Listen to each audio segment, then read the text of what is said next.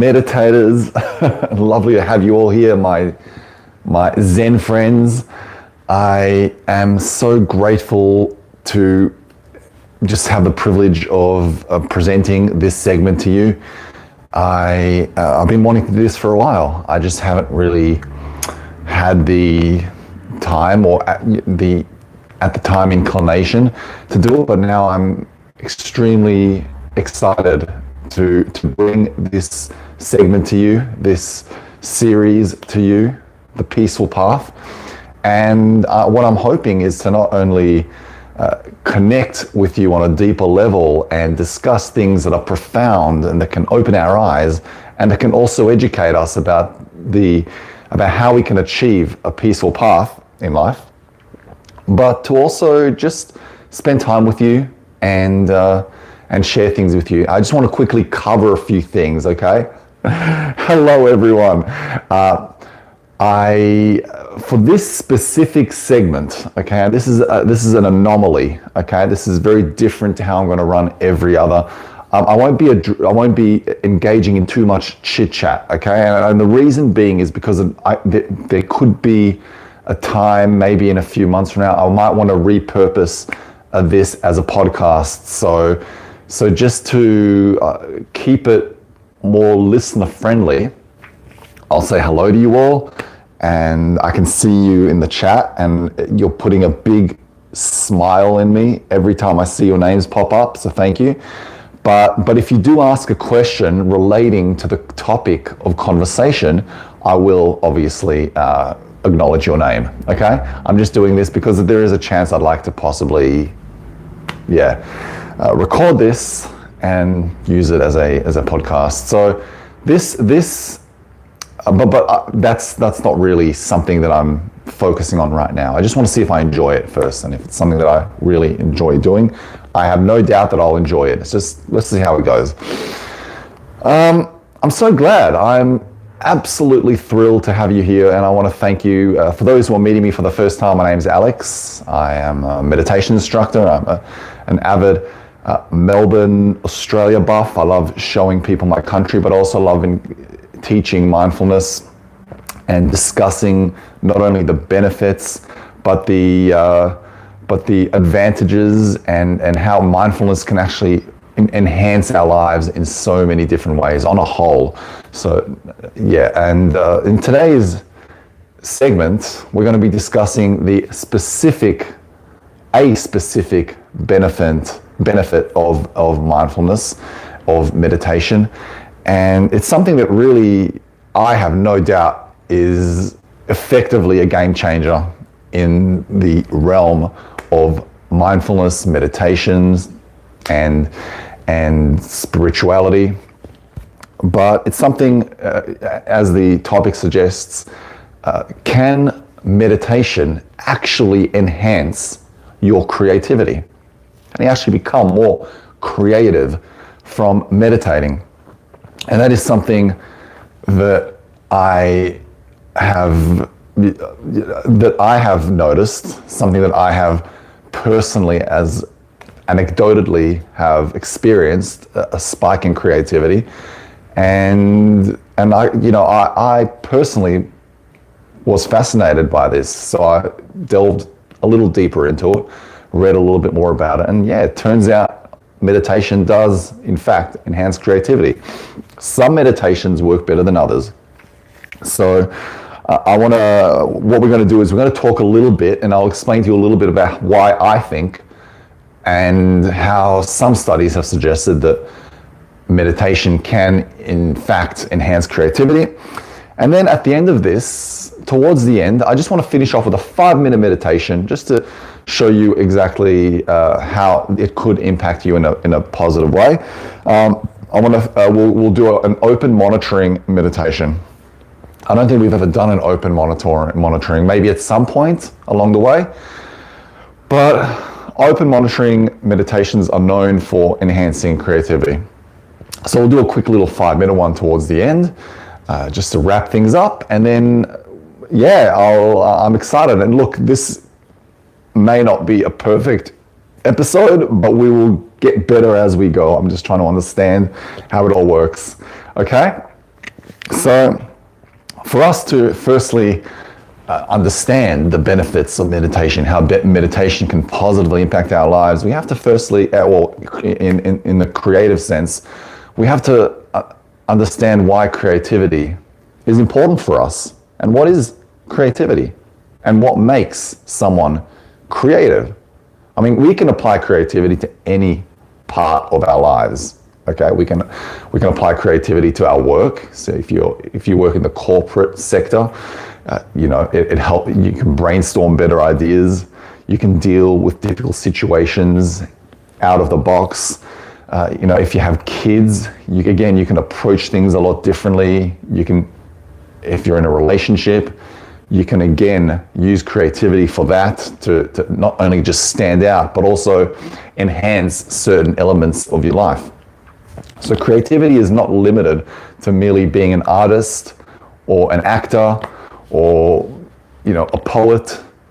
You can apply creativity to your life regardless. So you can start today. That said, I truly believe, and that is just my personal opinion, that everyone is creative in their own way, naturally. I believe that we are born creative, and at some point along the line, we lose our creativity.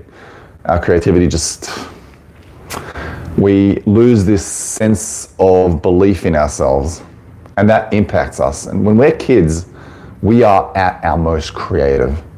We basically have faith in ourselves. When you ask a kid, what do you want to do when you grow up? And the kid will say stuff like, I want to fly to space, or, I want to ride a dragon. Like they don't care. There's no limitations. They just think of whatever comes to their minds. They're fearless in that sense. And I honestly respect that. And somewhere along the line, we get taught to, or we learn to doubt ourselves. Okay? And self-doubt can be a very common inhibitor for creativity. So that is a very important thing for you to consider. So we're all creative. And I believe that every single one of you and every single one of us has a talent that you can use to express. It can be photography, it can be drawing or painting, it can be poetry, it can be singing, it can be dancing. I mean, it can be cooking, right? There is something in you, and if you I have spoken to people, believe it or not, who will just outwardly open up to me and say, look, I am not creative, and I just don't like hearing that. I don't believe in that concept that you can't be creative. Everyone is creative. It's not about that. If you have a brain, then you have the capacity to be creative. It's about tapping into it. It's about understanding it, okay? It's about being in a place that can open you up to creativity. So that's a very fundamental thing for us to understand before we even take things further, that you can be creative. Doesn't matter. You could be an accountant that crunches numbers on their desk for 8 hours to 9 hours a day, but you could still want to come home and and engage in a creative activity, origami, or perhaps write a song or a poem. So everyone, it doesn't matter what you do in life. It doesn't matter if you're left-brained or right-brained. Now, I actually wanted to understand why is it that meditation can directly impact creativity. And as I was doing so, I was trying to understand what constitutes creativity. So I came up, that is me, I didn't copy this. I came up with the six pillars of creativity. The 6 pillars of creativity that come together to make someone creative, okay? And so we'll go through them, and then we can even just discuss in very, very briefly and in small detail how and why each of these elements can be enhanced by meditation, okay? So the first pillar of creativity, and again, by the way, if you have any questions along the way, you're more than welcome to ask me in the chat. I will gladly answer them.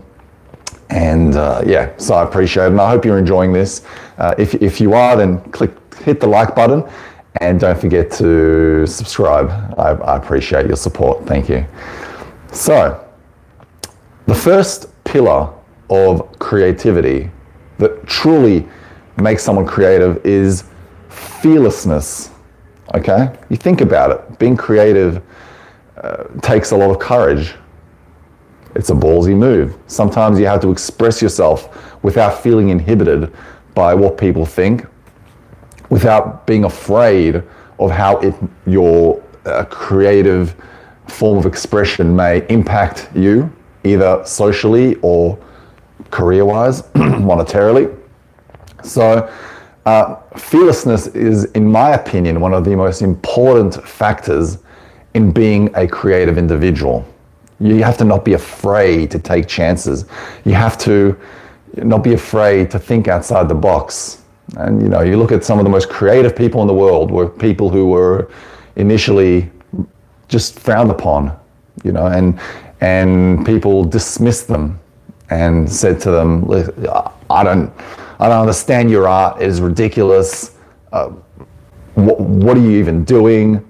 And then these people turned out to be the ones that you remember throughout time. You look at, as I walk around Melbourne, I look at some of our architecture. Eiffel Tower was another one of them, right? And the Eiffel Tower, a lot of people thought it was ugly.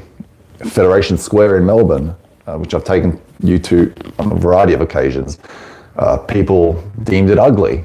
Even Tudor Village, right, which I took you to in Melbourne, people thought it was mediocre. And those are just places that the artists thought outside the box. They took a risk, and risk-taking is directly associated with being courageous.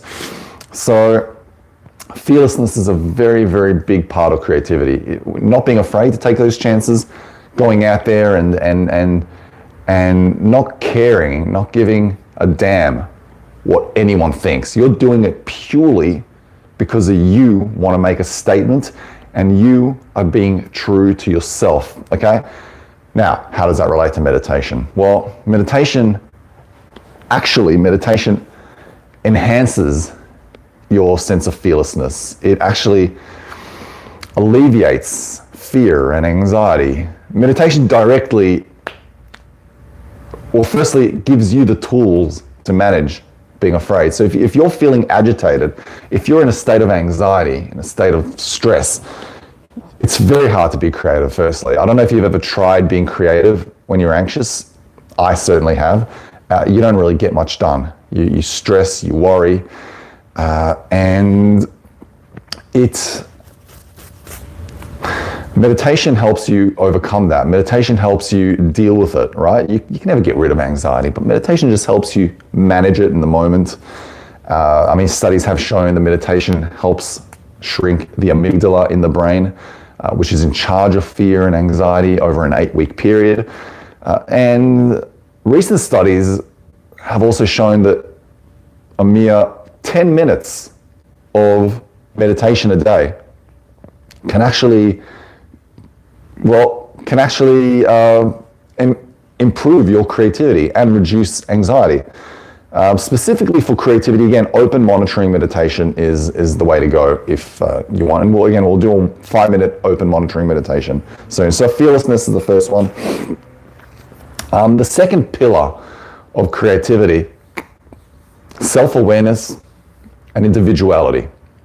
When you're aware of yourself, when you're more self-aware, when you're more, when you understand yourself a lot better, you can be true to your art. You can be true to your passions, to your artistic form. And so self-awareness and individuality are a very big pillar and a component in being creative, right? Because then that way you do not feel like you're doing anything for anyone else. You do not feel like you're a version of something else. You truly understand yourself. And again, similarly, meditation helps you look deep into yourself. It helps you explore your inner desires, explore your mind, explore what it is that makes you tick and what it is that agitates you, and you become more aware of yourself. And that is such an important, and that is part of open monitoring meditation. Open monitoring meditation, which is basically, you know how you got the meditation that we do, which is a mindfulness meditation, a breathing meditation, which you focus on your breath and thoughts come in, you acknowledge your thoughts and you go. Open monitoring meditation, on the other hand, is more about you meditating. Again, you start off by focusing on your breath, but then you start, again, you get those thoughts, they're inevitable. They're going to come regardless, no matter who you are. And then you start exploring those thoughts. You start expanding on those thoughts. You start finding interest and trying to understand them. You don't get involved in them, but you're merely exploring them. That's open monitoring meditation. So that really does help you understand your mind, and it just helps you approach things from a non-attachment place. Okay? So that's the second pillar. The third pillar of creativity is open-mindedness. Right? Creative individuals are people who are a little more open-minded. People are willing to explore things that are unconventional, that are, most people are not willing to explore. So open-mindedness is a third pillar of creativity, being just open to whatever it is, right? And again, meditation helps you explore that. Meditation makes you more open-minded because you are open. You're open to those thoughts. You're open to whatever is coming your way. You're not closing yourself. Meditation does quite the opposite, encourages you to whatever it is that comes your way, just explore it. Just explore it. Avoiding things is the antithesis of meditation. So you're just embracing whatever comes your way. And then that way you can actually learn, again, more about yourself, but you can also learn how to embrace different things and unexpected situations. And again, creativity is all about that. Okay? The fourth pillar that I've put together of meditation is intuitiveness. Okay? To be creativity, fourth pillar of creativity is intuitiveness. To be creative, you need to be intuitive. You need to. What is intuitive? It's a very intangible word, right? You can't measure intuitiveness, or maybe you can. Maybe I'm just not aware of it. But in other words, intuitiveness is just your gut feeling, right? It's just having a gut feeling, knowing what to go with and when. It's when and meditation does truly help you become more intuitive. It helps you understand. When you understand yourself better, when you're less anxious, when you're present in the moment, you are a hell of a lot more likely to be intuitive. So intuitiveness is a major important part of becoming an effective a more creative person. And again, meditation helps a lot with that. The fifth pillar of creativity is focus. Creative individuals, whether they are artists or songwriters or actors, are very focused people. They have a mission. They have something they want to accomplish. They have a vision. And they set their mind on that one vision. And they don't get distracted by anything around them. They don't get distracted by the opinions of other individuals. They don't get distracted by other affairs that are happening around them, or by the naysayers. Nothing distracts them. They are focused. They have a vision, and they just go for it. That doesn't mean they have tunnel vision. It just means they're focused on their vision. Okay? And focus is an incredibly important part of being a creative individual. You can't achieve something in a creative sense when your mind is scattered, when you're all over the place. If you're trying to write a poem, a love poem, for instance, you're trying to write that love, but then you're thinking about, you're thinking about anything. You're thinking about a cruise to the Bahamas, which does sound pretty nice. You can't do both at the same time. If you want to write that poem or that song or that script, you have to focus. If you want to capture this perfect photo in the wild, you have to focus. You can't be, thinking about what X, Y, or Z said before you got there. That has to go away. You have to be focusing on your task at hand, on your vision.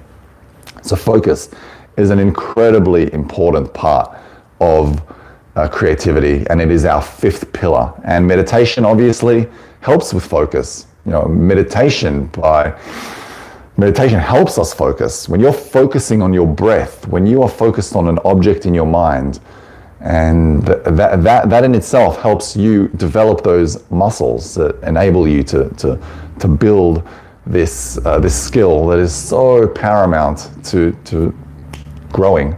So that is the fifth pillar. And the sixth and last pillar of creativity is curiosity. Curiosity. Creative individuals are curious people, right?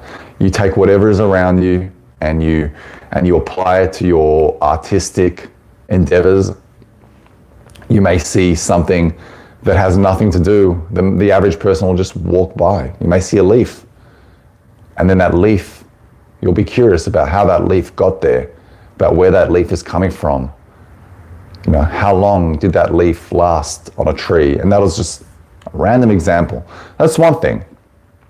Curiosity can help you take things to another level. Curiosity can help you build on things and, you know, transform them into something that is profound.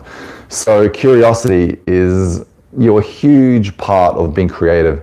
And again, creative individuals are very, very curious people. They want to learn more. They want to learn more about the world. They want to learn more about how the world functions, about humans. They want to learn more about everything, really, okay? And about themselves. So, you know, that is a very important one. And meditation does obviously enhance curiosity. You know, when you're meditating, in that moment of meditation, you develop this thirst for curiosity, this interest in yourself. You're curious. What is happening in my body? What is happening? How am I feeling? Oh, wait, why is this thought coming through? Okay, let's explore this thought. Okay, now let's go back to your body. Oh, wait, why is my left leg tense? My right leg isn't. Let's explore that. And you keep exploring things. Become a discoverer.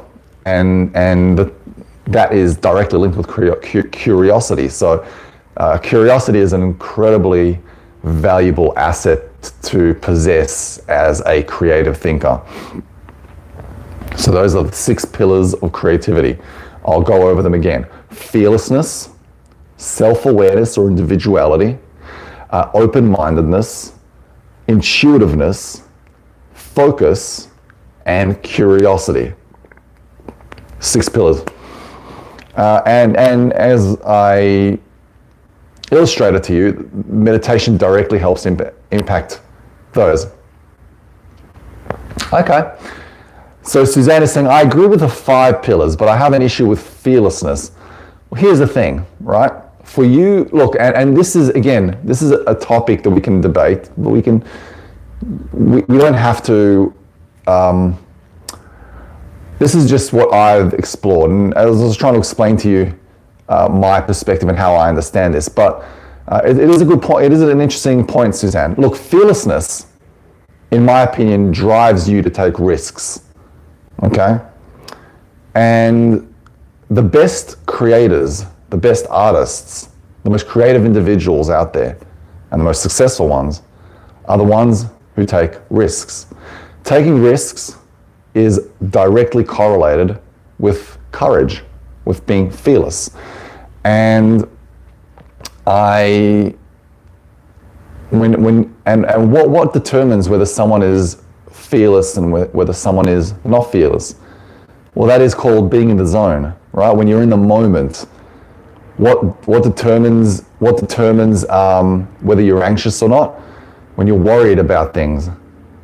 And I find it very, very hard to be creative when I have a variety of things on my mind. When I'm trying to be creative, write a poem, and I'm worrying about what's to come tomorrow, I can't think about these things. So I'm worrying about these things. The 4th pillar, that's fine, Fatima. The 4th pillar is intuitiveness. Intuitiveness. So let me just quickly catch up on your comments. Cheryl's saying fearless but not reckless. Yeah, and then there is a distinction between the two. You can be fearless. You can not be afraid to take risks, but you have to take calculated risks. You can't just go around and like a wrecking ball go out and do whatever you want. That can actually lead to destruction. So you have to be very mindful. And I think that may have been what you were thinking, Suzanne, just being over the top. So, you have to be calculated when you take risks, of course, 100%. But when you're in a creative space, when you're in a safe place, and it's just you in a room or in a studio or in nature, I don't think there's much risk associated. It's just you. I mean, the way I see it is if I'm taking a risk while I'm being creative, the worst that can happen is that I just throw it away and try again.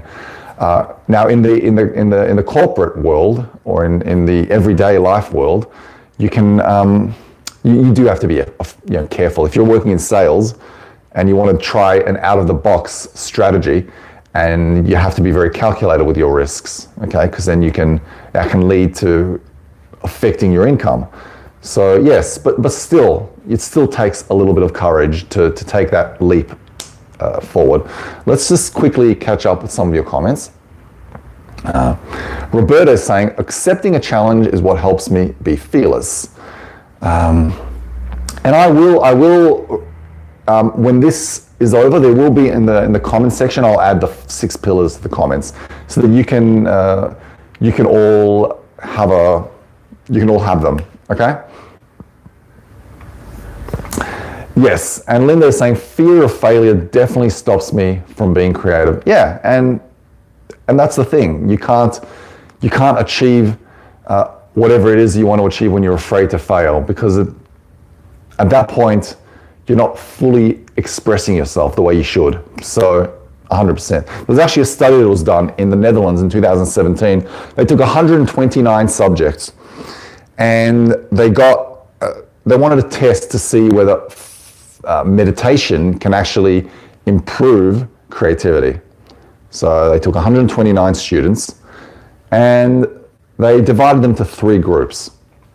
One group meditated for a certain amount of time, for about 20 minutes before the sessions. They meditated for 20 minutes.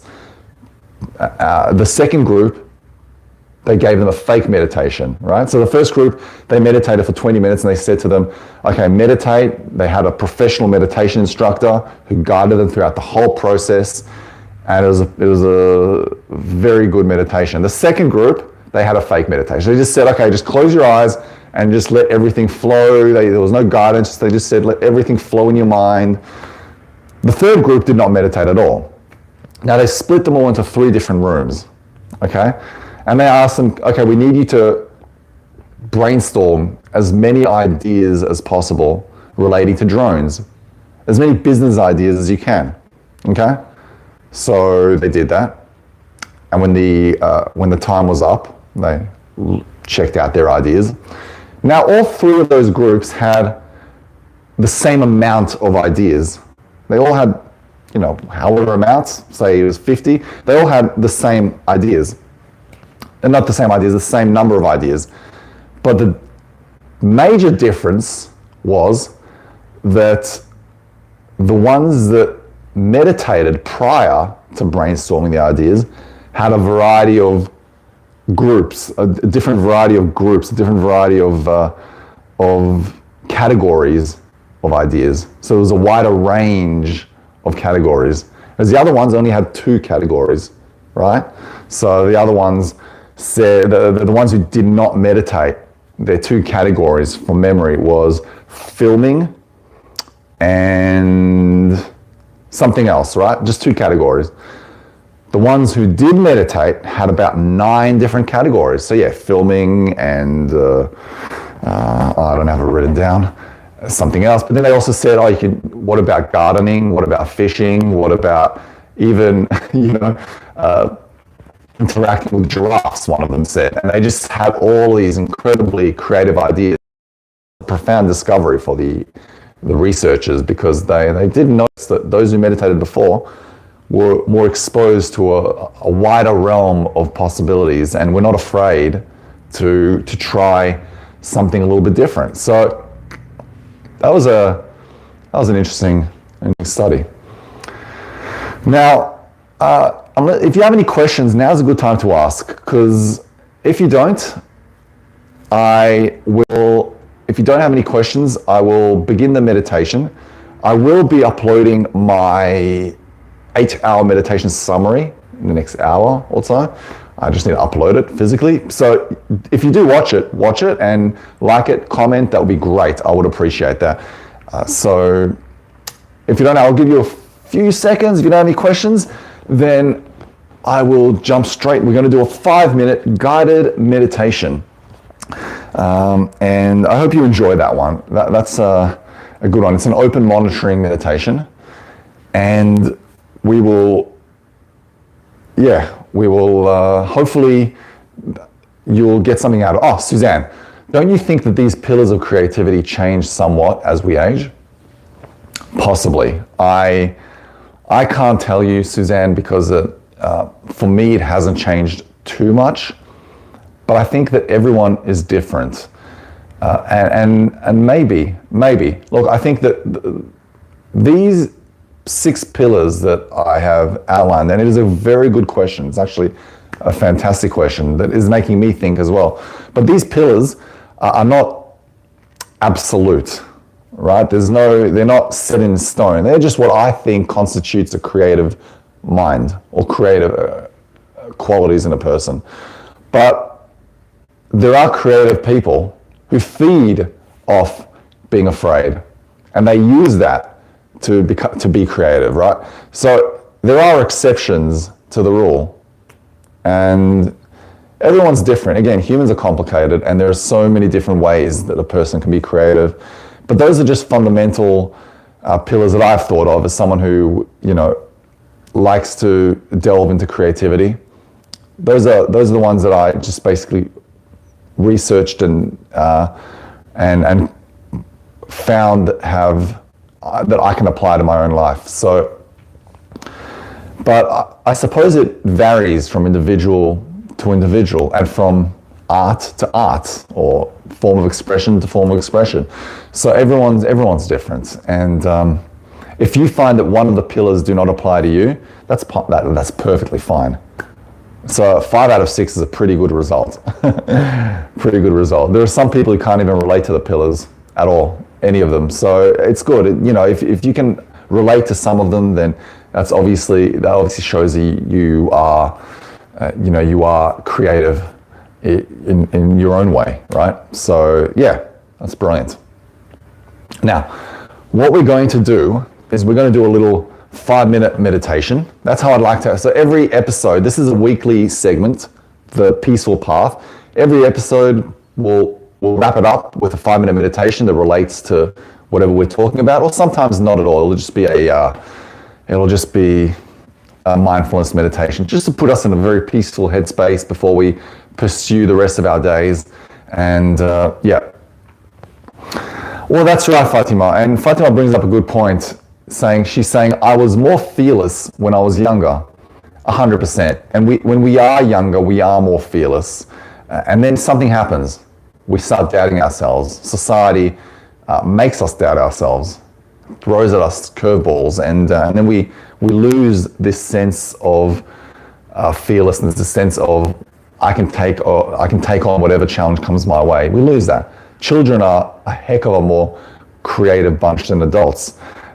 Interestingly, but we can regain that. It's all about tapping into your inner child, and we really have explored that in previous meditations, and I will upload more meditations about that in the future. So yeah, good points. Let's do our 5-minute meditation before we wrap it up, and if you have any more questions, I will answer them after the 5-minute meditation. Okay? So find yourself seated in a comfortable position. Ensure that your back is upright and your legs are comfortable, your hands are relaxed and snugly by their sides. And gently just take a deep breath in. as deep as you can. Slowly exhale. And as you're exhaling, gently close your eyes. And relax your body. When you fully exhale, I just want you to notice how your body feels.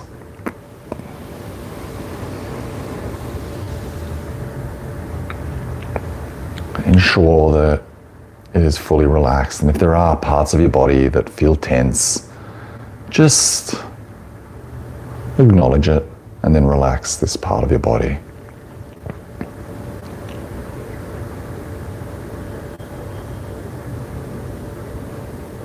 And now take a deep breath in through your nose, as deep as you can. Slowly exhale. And let out some of this tension that is holding you back. And now just pay attention to your breath. Notice where your breath is felt most distinctly. Where is it coming from? The tip of your nose, your belly, your chest, any body part that moves as you breathe. Just explore this for a few seconds. And if thoughts are seeping in, just take note of those thoughts. And you may label a thought, just give it a label. It could be anything. And then go back gently to exploring the sensations of your breath in your own time, at your own pace.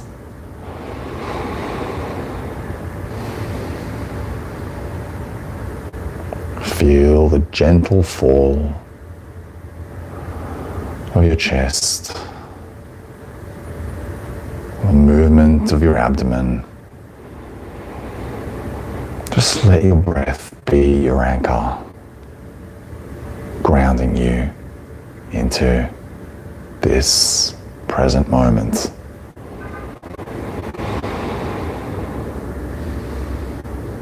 As you're breathing now, I'd like you to broaden your awareness. Start noticing the sounds around you. Notice any sounds that you can hear that may be coming either from your vicinity or internally from you. Just notice any sounds. Could even be the sound of my voice, but just explore what it is.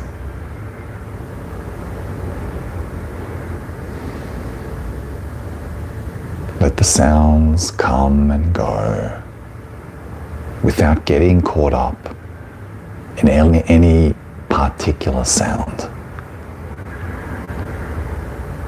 Simply observe them as they arise and fade away.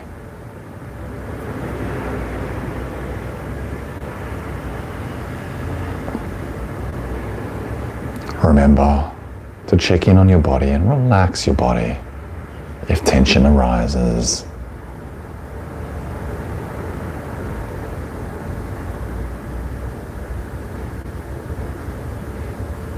And now let's expand our awareness to your body. Notice any sensations in your body, any areas of warmth or coolness, any tightness, any tingling.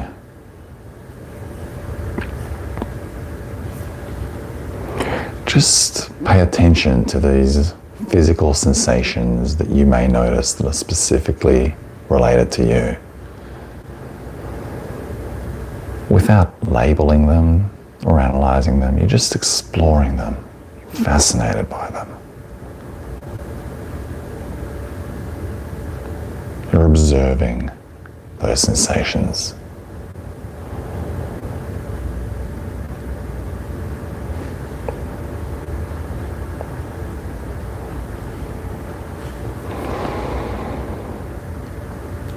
And now just notice your emotions. Notice how you feel internally.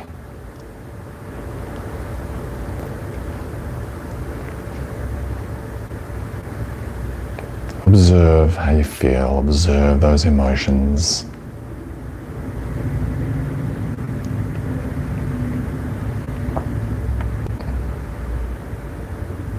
Notice any patterns or themes that are arising in your mind, any thoughts that may be persistently knocking on the door of your consciousness, but without getting caught up or entangled in them. You're merely observing them as a third party, as a bystander, from a place of curiosity, not involvement.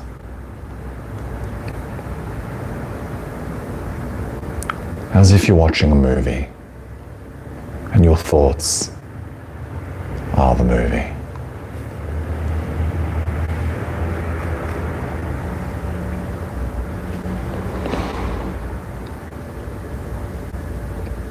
If you find yourself getting involved, take note of that. Be aware that that's happening. And then go back to sitting on the couch and observing your thoughts